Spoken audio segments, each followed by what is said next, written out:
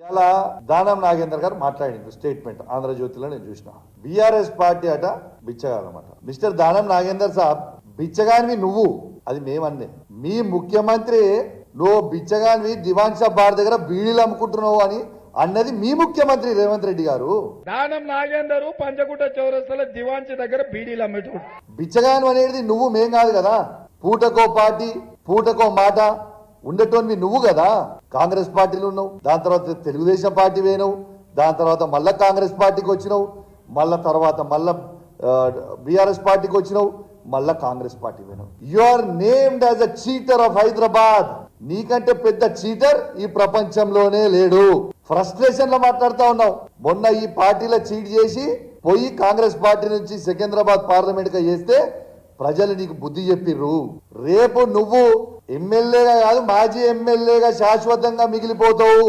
Guarantee Nagender రాసి పెట్టుకో అని చెప్తా ఉన్నాను. ఇక కడియం శ్రీహరి మాట్లాడిండు.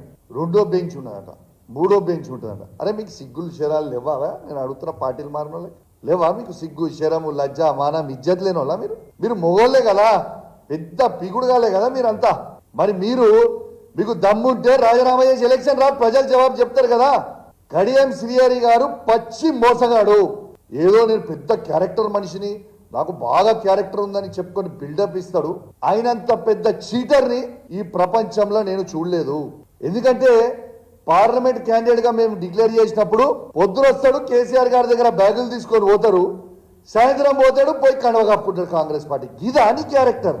Your a cheater, your a characterless fellow. నీకు క్యారెక్టరే లేదు.